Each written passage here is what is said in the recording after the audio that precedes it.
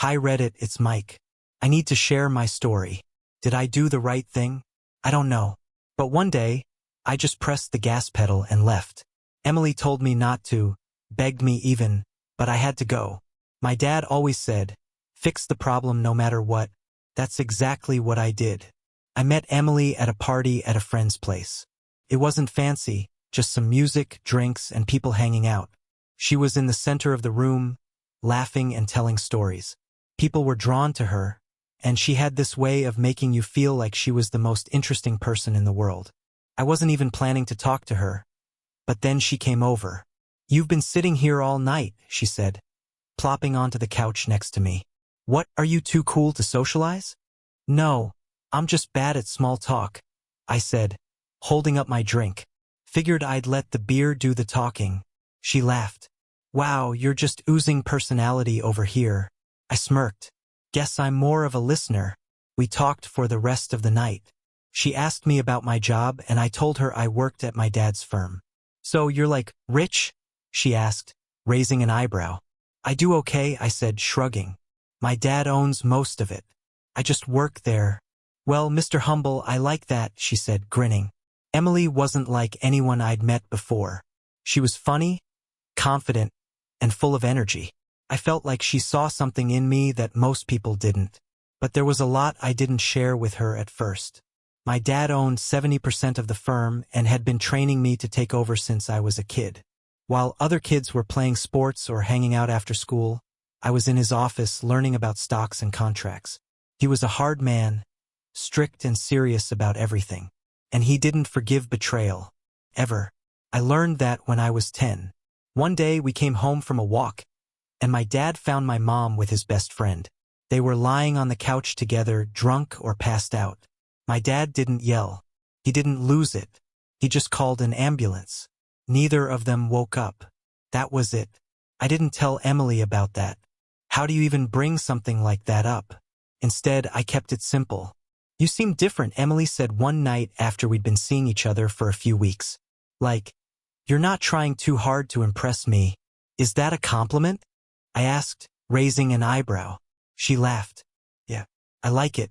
You're reliable, you know? I don't meet a lot of guys like that. Reliable. That's what she called me. Stuck with me. I wasn't flashy or exciting, but I wanted to be someone she could count on. We started dating seriously. I didn't tell her everything about my life, but I didn't need to. She made me feel like I could finally have something normal. A relationship, a family, someone to come home to. A year after we started dating, Emily and I got married. At the time, I believed we were perfect for each other. She was everything I'd ever wanted. Fun, beautiful, and full of life. After the wedding, we bought a house together and started talking about having kids someday. I worked harder than ever. Providing for us felt like my job, so I threw myself into long hours, making sure we had everything we needed. Emily seemed to appreciate it. She'd call me her nice guy all the time. You're the best, she'd say with a smile that made me believe it. When I got home from work, completely drained, Emily had this way of making everything feel better. Sometimes, she'd have dinner ready. Some pasta dish she knew I liked, or the house would smell of candles and look spotless. Other nights, though, she'd surprise me in ways that made me forget the exhaustion entirely. One night, I was sitting in the living room, my tie half loosened and a drink in my hand. Emily walked in wearing nothing at all. I barely had time to react before she straddled my lap, a mischievous grin on her face and a jar of chocolate cream in her hand. Does Daddy want dessert? She teased, her voice low and playful. Before I could answer, she dipped her fingers into the jar and smeared the chocolate across her collarbone. I leaned in, kissing her neck, tasting the sweetness on her skin. She laughed, her hands guiding me as she spread the chocolate on her stomach, her thighs, her ankles. I followed every movement, kissing and licking, lost in her. She loved being in charge in moments like that, and I let her. It was her way of keeping things exciting, and I didn't mind. Emily had this boldness about her, a confidence that took me by surprise sometimes. She liked proving she could take control, whether it was at home or even at my office. There was one time during a meeting when she came in without knocking. I was sitting at the head of the table, talking through a presentation with my colleagues. Emily walked straight up to me, wearing her favorite black dress, the one that hugged her figure just right. "Hi, honey," she said, her voice sweet but laced with something more. I raised an eyebrow, unsure of what she was doing. Before I could say anything, she leaned down, whispered, "Don't make a sound," and disappeared under the table. I froze, my heart racing. My colleagues kept talking, their eyes on the presentation, but I couldn't focus. I felt her hands, her breath, and the rest of it was a blur. By the time she was done, my face was red, and my colleagues had noticed something. One of them, Dave, leaned over and whispered, "Enjoy, Emily." They all laughed, and I tried to play it off, but inside, I didn't know whether to feel embarrassed or proud. Those moments were just part of who she was. She wanted things to be fun, unpredictable, and full of passion. At the time, I thought it meant she loved me, that she wanted to keep our relationship strong. A few years into the marriage, I started noticing changes. Emily was staying out late more often. She'd say she was working late or meeting friends, but it happened so much I couldn't ignore it anymore. "Why are you home so late?" I asked one night as she walked through the door. "Mike, relax," she said, tossing her bag onto the counter. "I told you work ran late, and then I grabbed drinks with Sarah. Why do you have to question me every time?" Her tone was casual, but I didn't like the way she dismissed it. "Your phone's been upside down a lot lately," I said, trying not to sound accusatory. "Anything I should know about?" She laughed. "You're being ridiculous. It's just work stuff and boring messages. Do you want to read through them or something?" "No, it's fine," I said, backing off. But it wasn't fine. She started deleting her texts more often, and her phone was glued to her hand. If I asked about it, she'd call me paranoid. "Seriously, Mike," she said one evening, scrolling through her phone. "Do you really think I'm hiding something? You're too nice to be this paranoid." "Maybe I just want to know what's going on," I replied. She smiled, but it wasn't a warm one. "You're so nice. Do you know what moms do with nice boys? They lock them in a room and go out to have fun." "What's that supposed to mean?" I asked, narrowing my eyes. "Relax," she said, shaking her head. "I'm joking. Don't take everything so seriously." Then she left. Things got worse in the bedroom. Sex became rare, and when it did happen, it felt different. Emily liked to say things that cut deep. "You miss your mommy? Don't you, Mike?" she said once, smirking as she leaned over me. "Poor little Mikey, all alone. It's kind of funny, isn't it?" I didn't know how to respond. At first, I tried to ignore it, but the way she said it, the way she smiled like she enjoyed seeing me uncomfortable, it made my blood boil. Eventually, I stopped letting her take control. "You think this is a joke?" I said one night when she tried to bring it up again. I grabbed her arms, holding her in place. "You don't get to treat me like that." She resisted at first, but by the end, she whispered, "That was incredible." I thought that might fix things, but it didn't. The doubt in my head wouldn't go away. I needed to know what was really going on, so I hired a private investigator. "Follow her," I said. "I want to know who she's meeting and what's going on when she's not here." He sent me photos over the next few weeks. Emily was out with different men, smiling, laughing, talking, but there wasn't anything physical. No touching, no kissing. Nothing that screamed affair. When the investigator handed me his report, he said, "No evidence of infidelity." I stared at the photos. "So what? She's just making friends?" "That's all it looks like," he said with a shrug. But I couldn't shake the feeling that something wasn't right.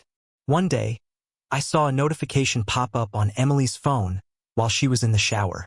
It was from someone named Jason. The message wasn't friendly. Definitely not the kind you'd send to a coworker or a casual friend. It was short, but it was enough to make my stomach turn. "Last night was amazing. Can't stop thinking about you." I sat there staring at her phone, my hands shaking. When she came out of the bathroom, I couldn't hold it in. "Who's Jason?" I asked, holding up her phone. Her face froze for a second before she forced a laugh. "Oh, Jason? He's just a guy from work." "It's nothing, Mike. You're reading into it too much." "This doesn't look like nothing," I said, scrolling through the message. Explain this. She rolled her eyes. You're seriously gonna make a big deal out of this? It's just an emotional connection. I've been feeling, I don't know, ignored, I guess. That's all it is, Mike. It's harmless. I didn't buy it. You call this harmless? I asked, my voice rising. What the hell does "last night was amazing" mean? Emotional connection, my ass. She sighed, annoyed now. Mike, don't blow this out of proportion. It's not like I'm sleeping with him. Her words made me angrier. I grabbed her phone and started going through it. She tried to snatch it back, but I pushed her hand away. What the hell, Mike? She snapped. Sit down, I said, my voice cold. It didn't take long to find what I was looking for. There were videos, photos, not just of Jason but of her with other men. Men I didn't recognize, at clubs, bars, even hotel rooms. They weren't hiding anything. In one video, a guy was laughing while Emily sat on his lap. Say hello to your husband, baby, he said, smirking at the camera. Emily, clearly drunk, leaned in close to the lens. Hello to my nice mommy's boy, little Mikey. Will you nurse your mommy after Jason's Johnson gonna be inside in me? I felt my entire body go cold. My hands clenched the phone so tightly I thought it might snap in half. What the hell is this, Emily? I said, holding the phone up to her face. Explain this to me right now. Her face turned pale, and for the first time, she didn't have a snarky response. I can explain, she stammered. No, you can't, I said, my voice shaking. You think this is a joke? Do you know how disgusting this is? It's not what it looks like, she mumbled. But I cut her off. Don't you dare lie to me again, I said, throwing the phone onto the couch. You think I'm some idiot who doesn't see what's happening here? You humiliated me. You used me. And you thought I'd never find out. She opened her mouth to say something, but no words came out. I turned away, trying to calm down, but the images and words kept playing in my head. The videos, the laughter, her mocking me. It was too much.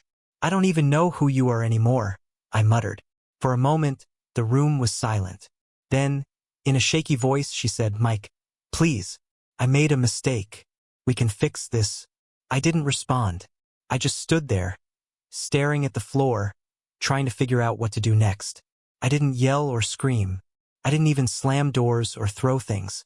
That's not how I handle things. Instead, I looked Emily in the eye and said, we can fix this, but we have to do something drastic. She stared at me, confused. What do you mean by drastic? I could see the nervousness in her face. She had always thought of me as a nice guy, the kind of man who would bend over backward to make her happy. Kind, loving, maybe even weak. What she didn't understand was how far I'd go when someone crossed me. You say you want to fix this, right? I asked, keeping my voice calm. Yes, she said quickly. Of course I do. I love you, Mike. Good, I said, nodding. Then trust me on this. I left the room without waiting for her response and made a call. I need it now, I said to the person on the other end. There was a pause. Are you sure you're ready for this? The voice asked. Yes, I said firmly. Bring it to the house. 2 hours later, a car pulled up outside.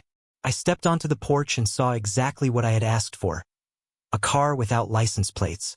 It wasn't flashy or attention-grabbing, just plain and practical, the kind of car that could disappear into the background. There was an envelope taped to the windshield. Inside, I found the keys and a note. A gift for a real man. From my dad. I stared at the words for a moment. My dad had always been one step ahead, always calculating. He knew what I might need before I even asked. It was unsettling how well he understood me, even after everything. I walked back into the house, holding the keys tightly in my hand. Emily was sitting on the couch, looking uneasy. What's going on, Mike? She asked, her voice shaky. What's the car for? You'll find out soon enough, I said, tossing the keys onto the table. But first, we're going to end this nonsense. Once and for all. She blinked, unsure of what I meant. I could see the wheels turning in her head. But she didn't say anything. Pack a bag, I said, my tone leaving no room for argument. For what? She asked, her voice barely above a whisper. You're going to meet Jason, I said, and you're going to tell him it's over. Face to face. Her eyes widened. You want me to? Yes, I interrupted. You're going to fix what you broke, Emily. No more games. No more excuses. She hesitated but then nodded. Okay, she said softly. If that's what you want. That's exactly what I want, I said, turning away. As I walked upstairs, I could feel her eyes on me. She had no idea what was coming next. I told her, the only way to fix this is to stop it now. You need to meet Jason and tell him it's over. Face to face. Emily looked stunned. You want to take me there? She asked hesitantly. Yes, I said. I'll drive you. You're not going to handle this alone. We're ending it today. She nodded, tears starting to pool in her eyes. I don't want to hurt you anymore, Mike, she said quietly. I'm not asking for words right now, Emily, I replied, staring at her firmly. I'm asking for action. She stepped closer to me, resting her hand on my arm. Do you still want a family? She asked, her voice shaking. Yes, dear. I do, I said. But first, I have to teach someone a lesson in responsibility. Emily winced at my tone but nodded. What else do I have to do? She asked, her voice barely audible. I took a deep breath, holding back the storm of emotions building inside me. I wanted her to feel what she had made me feel, betrayed, humiliated, small. For a moment, I thought about punishment, but I knew I couldn't leave any trace of violence behind. I leaned in and kissed her forehead. You'll see, I said. I led her to the bathroom. She followed me, unsure of what was coming next. What are we doing here? She asked, glancing nervously at me. I turned to her, my expression calm. Do you want this? I asked. Her lips trembled, but then she gave a faint smile. If that's what you want, she said, slowly lowering herself to her knees. What happened next wasn't about love or forgiveness. It was about making her face what she had done to me. I pushed her head toward the toilet and held her down, flushing it repeatedly. She gasped and struggled, caught completely off guard. Mike, stop! What are you doing? She shouted, her words muffled by the sound of the water. I didn't answer. I kept her there for a moment longer, letting her feel the humiliation she had put me through. When I pulled her out, she was coughing, her face red and wet. Before she could say anything, I pushed her down again. She screamed, but I didn't care. When I finally let go, she looked up at me, crying and shaking. I didn't yell. I didn't scream. I just looked at her and said, Get dressed, honey. We're going to pretend none of this happened. Emily wiped her face with trembling hands and nodded. She didn't argue, didn't resist. She got up, shaky and silent, and did as I told her. We drove to the coffee shop without saying much.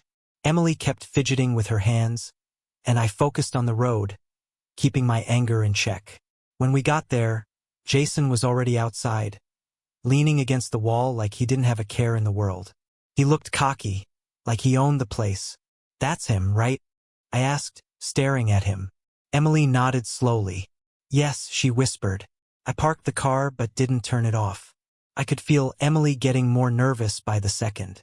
Stay in the car, I told her as I opened my door. Her head whipped toward me. Mike, what are you doing? Please don't do anything stupid. Just stay here, I repeated, not even looking at her. I stepped out and walked toward Jason. He noticed me right away and waved casually, like we were old friends meeting up for a chat. Hey man, he said, smirking. I didn't respond. I pulled out a cigarette, lit it and took a long drag. I didn't rush, just stood there looking at him, sizing him up. He didn't look worried at all. That pissed me off even more. Behind me, Emily opened the car door. Mike, stop this, she called out, her voice shaky. I turned and pointed at her. Get back in the car, I said firmly. She froze, her hands still on the door. Please, can we just leave? No, I said. Go to the alley with him. Greet your friend properly. Her face went pale. Mike, I can't. Go, I said, cutting her off. Jason stepped forward, putting his hand on her shoulder like he was trying to comfort her. It's fine, Emily. Let's just talk, he said, glancing at me like I was the crazy one. She hesitated, then walked toward him with her head down. I watched as they headed into the alley next to the coffee shop. I got back in the car, my hands gripping the wheel. The engine was still on, humming softly. I watched the alley, waiting for them to disappear completely. My foot hovered over the gas pedal. I wasn't done yet. I sat in the car watching the alley. Jason stood too close to Emily, his hand brushing against her arm as he talked. She was looking down, avoiding his gaze, but I could see she wasn't pulling away. My grip on the wheel tightened. I didn't just sit there anymore. I hit the gas. The car jolted forward. Jason turned at the last second, his eyes wide, but it was too late.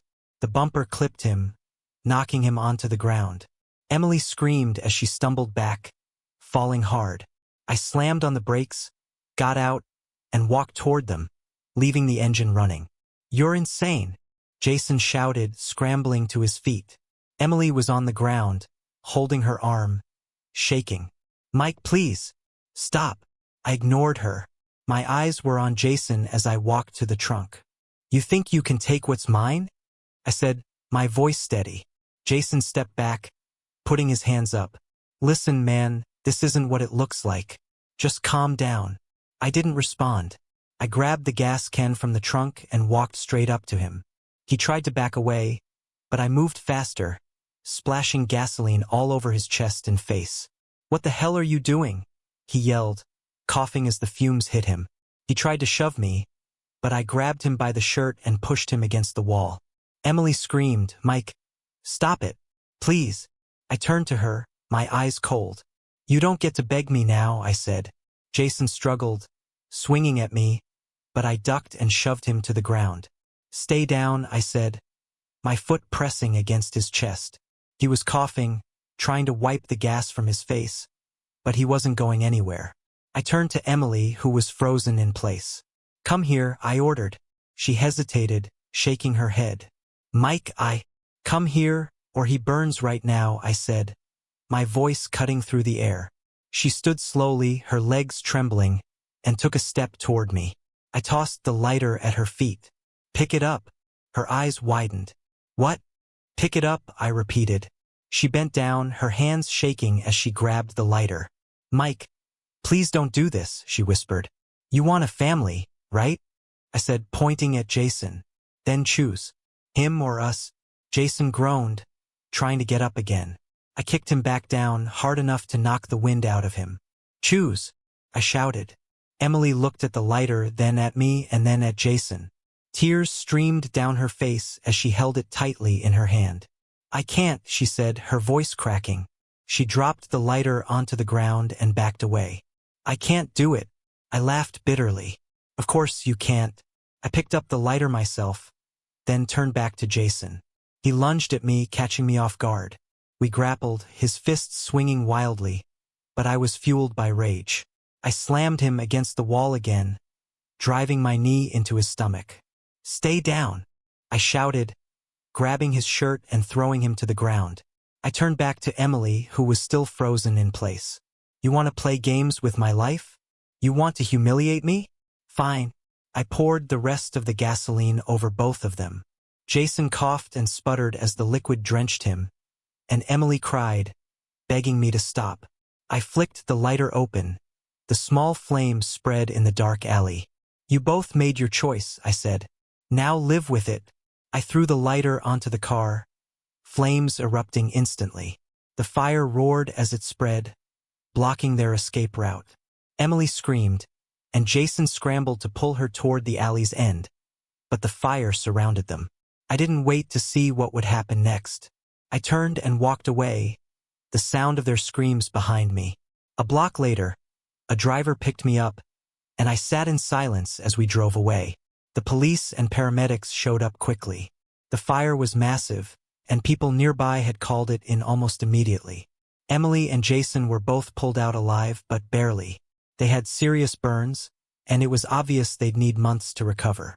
I stayed out of sight, pretending I didn't know anything.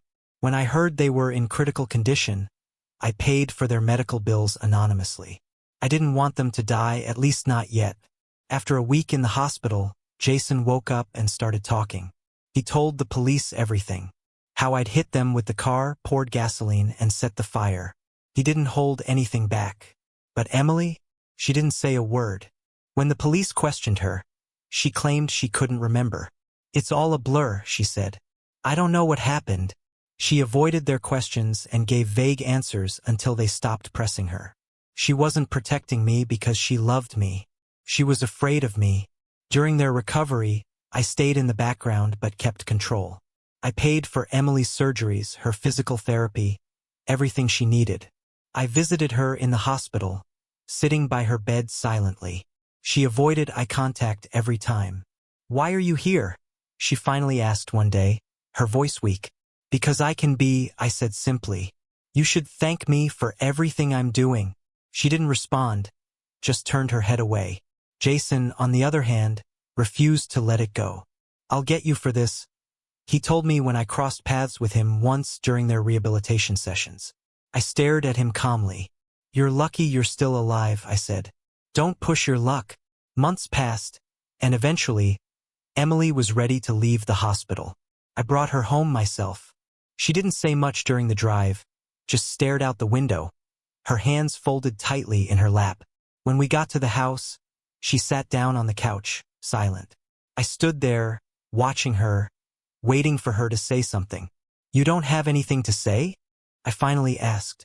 She shook her head. I did this for us, I said. Everything I've done was to save what we had. If you don't want to stay, the door's open. Emily stood up without a word and went to pack her things. As she walked out, I followed her to the door. Who are you now, huh? I shouted after her. Where's all your confidence? You gonna go back to Jason? Back to the bars? Maybe you'll make another video. She didn't respond. She kept walking until she was gone. Emily disappeared after that day. She didn't call, didn't text, and didn't come back. For a while, I wondered if she ran to Jason, but it didn't take long to find out that wasn't the case. Jason didn't stick around. He left town not long after being released from the hospital. Someone told me he packed whatever he had and took off. Maybe he was scared I'd come after him again, or maybe he just realized there wasn't much left for him here. Before he left, he tried stirring up trouble. I found out from the police that Jason had reported everything. What I did, what happened in the alley, all of it. But without proof or cooperation from Emily, it went nowhere. She didn't back up his story. Maybe she was too scared of me to say anything, or maybe she just didn't want to deal with him anymore. I heard bits and pieces about him after he left. He had no real career, no direction. People said he was the kind of guy who'd show up, party hard, and disappear when things got tough. Even in the relationships he had before Emily, he was known for the same pattern. Charming at first, using women until they got tired of his games, and then moving on. One of his old co-workers told me, Jason talked a big game, but he never backed it up. The guy always thought he was better than he really was. That sounded about right. Meanwhile, Emily stayed in town, but her life wasn't the same anymore. She didn't go back to Jason, didn't try to rekindle anything with her old friends. Instead, she started working as a cleaner at the bar she used to hang out in. I heard about it from someone who saw her there. It's weird seeing her like that, they said. She used to be the one getting all the attention, and now she's just cleaning up after everyone. It was hard to imagine her like that, pushing a mop across a dirty floor, scrubbing the same tables where she used to laugh and flirt. But I guess everyone has to face their reality at some point. She doesn't call me nice guy anymore. Maybe she's too ashamed, or maybe she knows that version of me doesn't exist anymore. And honestly, I'm not sure I want to hear it again. That title, that role, it feels like it belongs to someone else. I've had a lot of time to think since then. I used to believe love was about compromise, about working through the problems no matter what. But now I understand that sometimes love isn't about meeting halfway. Sometimes it's a fight. Sometimes it's pain. And sometimes it changes you forever.